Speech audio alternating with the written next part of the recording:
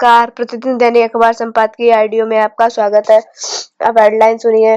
Trump की धमकी से हमारे लिए एक अवसर है, दैनिक भास्कर। एआई की चुनौती, दैनिक जागरण। भारत के पास अवसर, बिजनेस स्टैंडर्ड।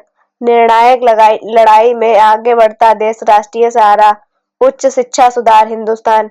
पेरिस में कुछ सुलझी एआई की पहली, मोहन कुमार। अब संपादकीय विस्तार से। ट्रंप की धमकी में हमारे लिए एक अवसर है, दैनिक भास्कर। ट्रंप ने अमेरिका फर्स्ट में आयातित स्टील और एल्यूमीनियम पर 25% टैरिफ लगाने की धमकी दी है। भारत सहित तमाम देश इससे प्रभावित होंगे। विश्व कूटनीति में धमकी डॉक्ट्रिन ट्रंप की पुरानी स्टाइल रही है। दूसरे टर्म में ट्रंप ने कनाडा सहित कई देशों को सबसे पहले यह धमकी दी, हालांकि बाद में इसका अमल टाल दिया। संभव है पीएम मोदी ने कल परसों की भेंट के बाद भारत के खिलाफ भी टैरिफ न लगे, लेकिन भारत को इसे दो प्रकार से देखना होगा। सही है कि अमेरिका में ही जरूरत भर का स्टील और एल्यूमीनियम उत्पाद होने में 3 साल लगेंगे और इससे 1000 अमेरिकी लोगों को रोजगार मिलेगा, लेकिन विदेशी स्टील की कमी से अमेरिका में कीमतें बढ़ेंगी। कार सहित स्टील की खपत करने वाले तमाम उद्योगों पर काफी बुरा असर पड़ेगा। अमेरिकी जनता को स्टील महंगा मिलने यानी 1000 रोजगारों की वास्तविक कीमत कल्पना से ज्यादा होगी। उधर निर्यात न होने की स्थिति में भारत में स्टील का रेट गिरेगा तो इस पर आधारित एमएसपी सेक्टर को बढ़ने और निर्यात करने का मौका मिलेगा। अमेरिकी जनता, कुछ युवाओं को नौकरियों की कीमत पर लंबे समय तक महंगाई झेलने को तैयार नहीं होगी। अमेरिकी फैसले के बाद पूरी दुनिया अपनी जरूरत का स्टील और एल्यूमीनियम लेने के लिए चीन और भारत का रुख भी कर सकती है। एआई की चुनौती, दैनिक जागरण। पेरिस में आयोजित आर्टिफिशियल इंटेलिजेंस शिखर सम्मेलन में भारतीय प्रधानमंत्री ने यह सही कहा कि इस तकनीक में दुनिया को बदलने की ताकत है, लेकिन यह भी आवश्यक है कि इसके उपयोग के संदर्भ में कोई वैश्विक ढांचा बने। ऐसा इसलिए किया जाना चाहिए क्योंकि एआई के दुरुपयोग के खतरे किसी से नहीं छिपे।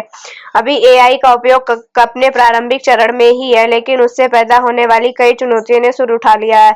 यह उन्नत तकनीक बनाने वाली कुछ कंपनियां उसे अपने हिसाब से संचालित करती भी दिख रही हैं।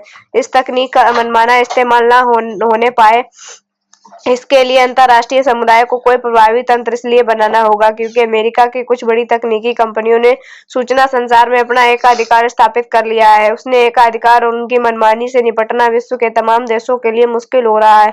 यदि इसी तरह का एकाधिकार एआई कंपनियों ने भी स्थापित कर लिया तो फिर समस्या गंभीर हो जाएगी। सबसे अधिक समस्या विकासशील और निर्धन देशों को होगी, जो पहले से ही चुनिंदा तकनीकी कंपनियों के वर्चस्व से दो चार है। भारत के पास अवसर, बिजनेस स्टैंडर्ड। अमेरिका के राष्ट्रपति डोनाल्ड ट्रंप ने आर्थिक और राजनीतिक विचार दुनिया को स्थिर कर रहे हैं। विश्व अर्थव्यवस्था और राजनीतिक व्यवस्था में अमेरिका के महत्व को देखते हुए यह अंदाजा लगाया जा सकता है कि 4 साल में दुनिया कैसी नजर आएगी। यह भी संभव है कि ट्रंप के विचार उनके कार्यकाल के बाद भी प्रभावी रहे। चाहे जो भी हो, दुनिया को निकट भविष्य में उथल पुथल से जूझना होगा।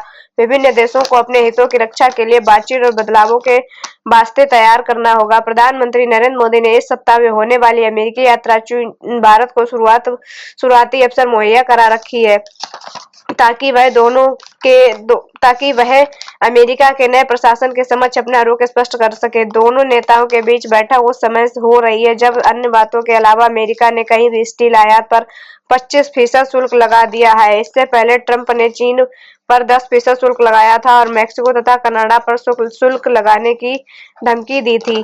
पहली बात तो यह है कि कई अन्य देशों के उलट भारत घरेलू नीतियों में बदलाव नहीं कर रहा है और अमेरिका की तरह वह भी चालू खाते के घाटे से जूझ रहा है। हमारा आयतन नियत से अधिक। दूसरा, भारत अपने शुल्कों की समीक्षा कर रहा है और जैसा एक व्यापार विशेषज्ञ ने इसी पृष्ठ पर लेख में कहा कि भारत आने वाली 3/4 अमेरिकी आयात पर वास्तविक शुल्क 5% से कम है।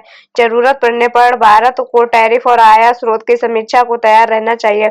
तीसरा, भारत का बाजार बहुत बड़ा है और वह अमेरिकी तकनीकी कंपनियों को प्रतिभाएं मुहैया कराता है, यानी दोनों के बीच परस्पर निर्भरता बहुत अधिक है जो व्यापार के आंकड़ों में नहीं दिखती।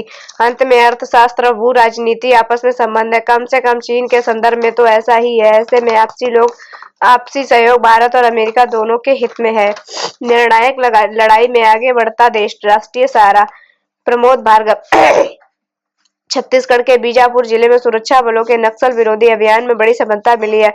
डिस्ट्रिक्ट रिजर्व गार्ड एसटीएफ और बस्तर योद्धाओं ने संयुक्त दल में इंद्रावती राष्ट्रीय उद्यान क्षेत्र में 31 नक्सली मार दिए। बीजापुर में 7 दिन में यह दूसरी बड़ी मुठभेड़ है। इससे पहले गंगालूर क्षेत्र में 2 फरवरी को 8 नक्सली मारे गए थे। इसी तरह 4 अक्टूबर 2024 को सुरक्षा बलों ने अमूजमाड़ के थुलथुली में 38 नक्सलियों को मार गिराया था, लेकिन अब नक्सलियों को बालों लगातार चुनौती मिल रही है। नक्सलियों का दमन हो रहा है। दरअसल देश में तथाकथित शहरी बुद्धिजीवियों का एक तबका ऐसा भी रहा है जो माओवादी हिंसा को सही ठहराकर संवैधानिक लोकतंत्र को मुखर चुनौती देकर नक्सलियों का हिमायती बना हुआ था। यह न केवल उनको वैचारिक खुराक देकर उन्हें उकसाने का काम करता था, बल्कि उनके लिए धन और हथियार जुटाने के माध्यम भी खोलता था। बावजूद इसे विडंबना भी कहा जाएगा कि अब जब ये राष्ट्रघाती बुद्धिजीवी पुख्ता सबूतों के आधार पर गिरफ्तार किए गए तो बौद्धिक और वकीलों के एक गुट ने देश के सर्वोच्च न्यायालय को भी प्रभाव में लेने की कोशिश की। माओवादियों के खिलाफ जाता है, उसकी बोलती बंद कर दी जाती है, लेकिन अब इस चरम पथ पर पूर्ण अंकुश लगता दिखाई दे रहा है।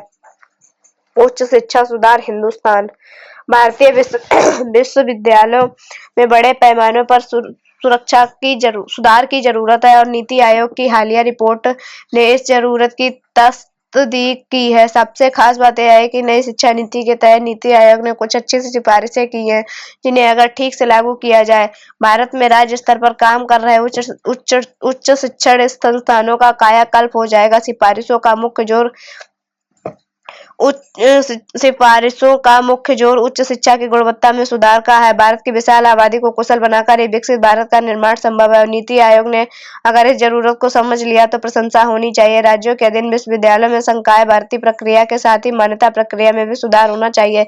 यह बात कई बार सामने आई है कि इन संस्थानों में बड़ी संख्या में शिक्षकों की पद खाली है। योग्य शिक्षकों को नियुक्त करना और साथ ही पैमाने पर खरे संस्थानों को मान्यता देने की सिफारिश सुखद है। यह बात छिपी नहीं है कि अनेक संस्थाओं में आज के पैमाने पर ही कड़ाई बरती जाए और उनकी मान्यता रद्द हो जाएगी। वैसे समय आ गया है कि कड़ाई बरती जाए। पेरिस में कुछ सुलझी एआई की पहली मोहन कुमार, पूर्व राजदूत फ्रांस। पेरिस में संपन्न 2 दिवसीय कृत्रिम बुद्धिमत्ता सम्मेलन यानी आर्टिफिशियल इंटेलिजेंस एआई एक्शन समिति में प्रधानमंत्री मोदी के संबोधन में गहरे अर्थ है। उन्होंने साफ शब्दों में कहा कि एआई में करोड़ों लोगों के जीवन को बदलने की क्षमता है, इसलिए हमें आम लोगों के हित में इसका अधिकाधिक उपयोग करना चाहिए। साइबर सुरक्षा, गलत सूचना और डीप फेक से जुड़ी चिंताओं के समाधान को लेकर भी उन्होंने व्यापक पहल का आह्वान किया। इस संदर्भ में यह सम्मेलन कितना सफल साबित हुआ इसका पता तो खैर आने वाले दिनों में चलेगा, लेकिन यह एआई का तीसरा शिखर सम्मेलन था। इसमें पहले 2 शिखर सम्मेलन नवंबर 2023 में ब्रिटेन और मई 2024 में दक्षिण कोरिया में हो चुके हैं। भारत और फ्रांस इन तमाम चुनौतियों से पार पाने में सक्षम है। इसकी पहली वजह तो यही है कि जब बात एआई तक लोकतांत्रिक पहुंच सुनिश्चित करने, एआई की नैतिकता पर काम करने और इसके विकास में कम कार्बन फुटप्रिंट वाले रास्ते तय करने की बात आती है तो भारत व फ्रांस समान धरातल पर नजर आते हैं। ये दोनों वैश्विक भलाई के लिए, उच्च तकनीक को बढ़ावा देने के लिए संकल्पित हैं। सवाल बस यही है क्या भरोसेमंद एआई विकसित करना संभव है। चूंकि फ्रांस एक विकसित देश है और उसके पास कई नवाचार हैं, वहीं भारत एक विकासशील देश होते हुए भी अपनी डिजिटल क्षमता का बखूबी प्रदर्शन कर चुका है कि वह किस तरह नई तकनीक को विकसित और अपना सकता है। लिहाजा माना जा रहा है कि फ्रांसीसी राष्ट्रपति मैक्रों व प्रधानमंत्री मोदी की सह अध्यक्षता में हुए पेरिस सम्मेलन का खासा प्रभाव पड़ सकता है।